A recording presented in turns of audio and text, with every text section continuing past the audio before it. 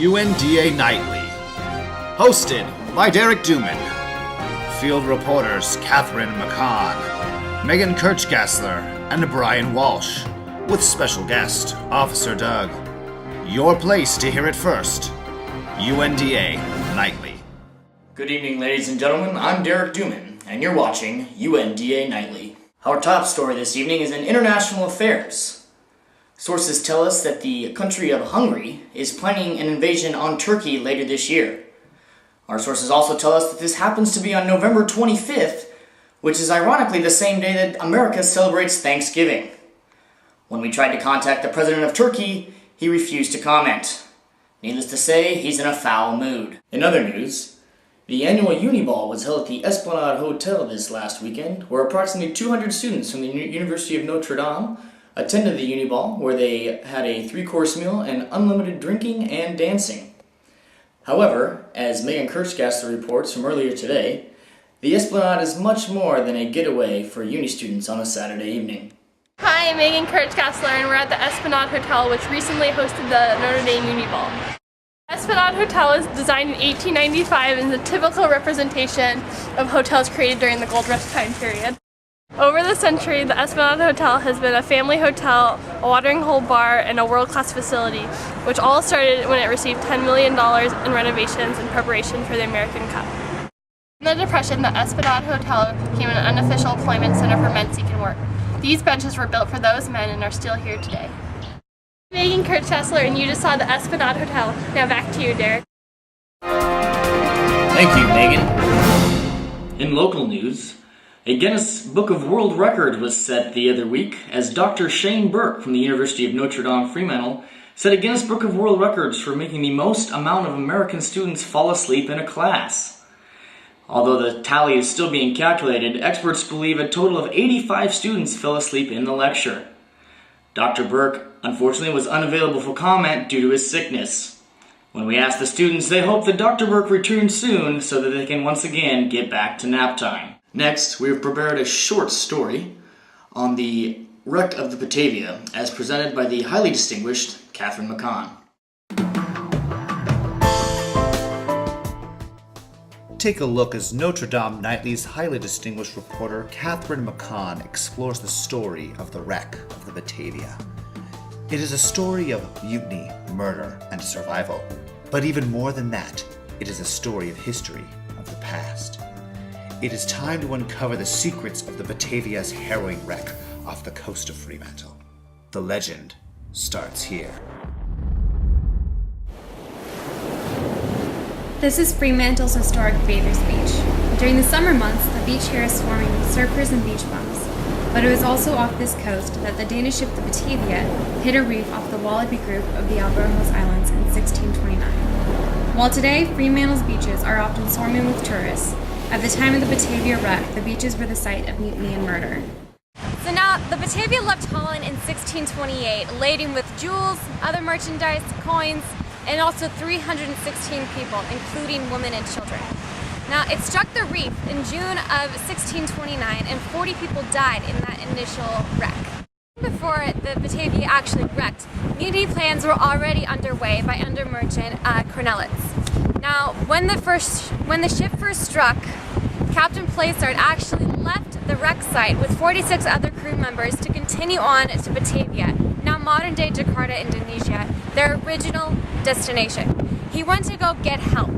Now, while Plaisard was gone, Cornelius actually took control of the situation. He abandoned the soldiers that were left to them for protection on the islands that they first landed on. When Cornelius landed, he appointed himself as governor of everybody who was there. And anybody who opposed his rule was slaughtered.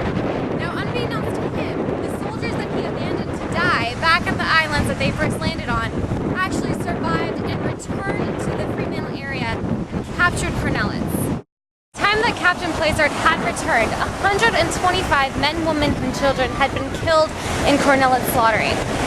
Also, 20 had died from disease, and in the end, only 74 people who had originally come over from Holland survived.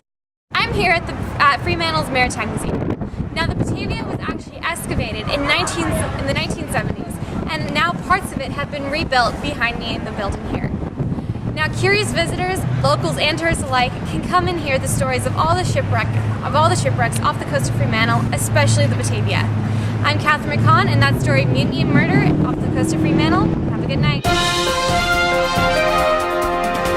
Thanks, Catherine. Another controversy is an upset American family reacts to a video of their son being flogged on a flogging post in the Fremantle prison on an exchange.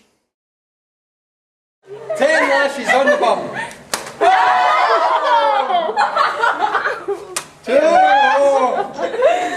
I was enjoying it now, we better stop. Comment is author and prison officer Doug. Good evening, Mr. Officer Doug. How are you this evening? Oh, I'm very well, thank you, Derek. Fantastic. Can you comment on this story about the flogging at the Fremantle prison? Oh, well, you see, Derek, it's tradition at the Fremantle prison to flog one of the visitors from each group as a sort of an initiation rite. It's quite a wonderful tradition, if you will. I'm not really sure why this family was so offended. He kind of seemed to be enjoying it, but the point is that this tradition is not one of any sort of malicious intent. If you want to know about malicious intent, well, that all went down between 1859 and 1991 when the Fremantle prison was open for good. You know, during that time, Derek, they hung 46 men and 1 woman. And do you guys still do hangings there at the prison? Me or the prison as a whole? Is there a different answer to either one of those questions? No, of course not. I was just merely clarifying. No. The Fremantle prison does no longer hangs people. That's definitely not allowed. It's in the rule book. We do not hang people anymore. It's frowned upon, actually, heavily. Now, is it frowned upon or is it illegal? Did I say frowned upon?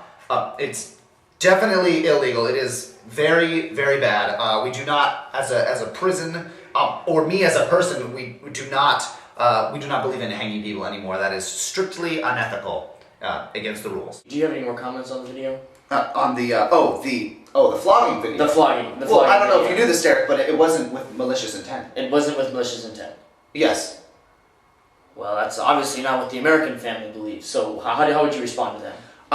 Well, I would just say that if you can't take the heat, then get out of the oven. The oven. I think that's the same. You refer to it as the oven. The Fremantle prison is referred to as the oven. Oh, that's what I call it, the oven. Because it's a place where you burn things. You burn things. I don't really. I think that's enough. Thank you very much for your time. Mr. You're welcome, Derek. You're welcome. Hopefully, we will see you back soon. Following the Dockers' win in the finals this last weekend over the Hawks, a numerous amount of study abroad students from America stormed the streets of Fremantle celebrating what they thought was a Dockers championship. However, they found out that in Australia, finals merely means playoffs. Way to go, America! In the community spotlight this evening, Brian Walsh investigates the history and story of the Lionel Sampson building and business.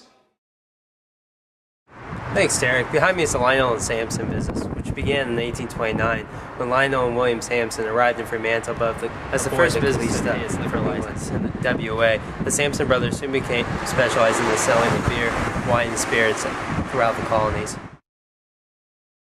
With the addition of Lionel's son Michael in 1867, the business was officially renamed. For the past 143 years, Lionel Sampson & Son has expanded its operations from wholesale beer distribution to international freight forwarding, industrial plastic packaging, and national rail and road transportation within Australia. The Sampson family has been heavily involved in the history of Fremantle, as Lionel Sampson was one of the first postmasters of the city. In addition, he was a founding board member of the Chamber of Commerce, and he pushed heavily for the among his descendants, 3 of the colony mayors of Fremantle, with the most famous being Sir Frederick Sampson, World War I vet, and mayor of Fremantle from 1951 through 1972. I'm Brian Walsh, and that's a little history on the Lionel and Sampson building and business. Back to you, Derek. That's all for the news this evening. Thank you for watching UNDA Nightly. I'm Derek Duman. Stay classy, Fremantle. Thanks for watching UNDA Nightly. Good night, Good luck.